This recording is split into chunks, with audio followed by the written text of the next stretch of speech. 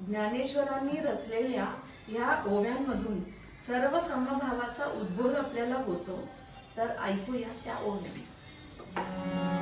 जो सर्व भूतांचे ठाई द्वेषाचे नेण्याची काही आप करू नाही चैतन्या जैसा नातरी विश्वगंडू पाळी तया